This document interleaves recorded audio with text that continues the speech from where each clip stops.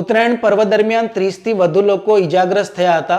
એક મહિલા સહિત 3ના મૃત્યુ નિપજ્યા હતા. વડોદરા શહેરમાં ઉત્તરાયણ દરમિયાન ચારે તરફ સવારથી લોકો ધાબે પર ચડીને ઉત્તરાયણ પર્વ મનાવી રહ્યા હતા. ઠેર ઠેર લાઉડ સ્પીકર અને પીપુડા, કાયપોચે અને લપેટ લમેટની બૂમો સાંભળવા મળી રહી હતી.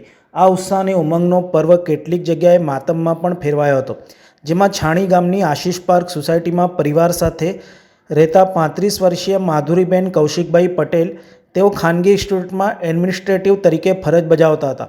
ઉત્તરાયણના દિવસે તેમની માતાની તબિયત ખરાબ હોવાથી તેઓ 2 વ્હીલર ઉપર દવા લેવા માટે નીકળ્યા હતા. તે દરમિયાન છાણી કેનાલ હનુમાનજી મંદિર પાસેથી પસાર થતા સમયે તેમના ગળામાં પતંગનો ધારદાર દોરો ફસાતા તેમને ગળાના ભાગે ગંભીર ઇજાઓ પહોંચી હતી, જેના પગલે તેઓ લોહીલુહાણ થઈ જતા સ્થાનિકો મદદ અર્થે દોડી આવ્યા હતા અને સારવાર માટે સયાજી હોસ્પિટલમાં ખસેડવામાં આવ્યા હતા, જ્યાં ટૂંકી સારવાર દરમિયાન માધુરીબેનનું મૃત્યુ નિપજ્યું હતું.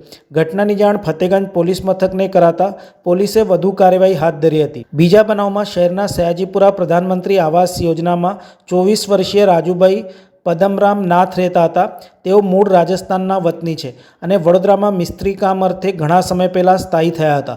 ઉત્તરાયણના દિવસે તેઓ મિત્રો સાથે એપાર્ટમેન્ટના 7મા માળે પતંગ ચગાવવા માટે ગયા હતા, જ્યાંથી તેમનો પગ લપસી જતાં તેમનું નીચે પટકાવાના કારણે મૃત્યુ નિપજ્યું હોવાનું સ્થાનિક પોલીસ મથકના ચોપડે નોંધાયું હતું. ત્રીજા બનાવમાં પાદરાના જાસપુરના જૂની લકડીકુઈ પોસ્ટ ખાતે પરિવાર સાથે 23 વર્ષીય મયુરભાઈ પ્રવીણભાઈ પરમાર રહેતા હતા.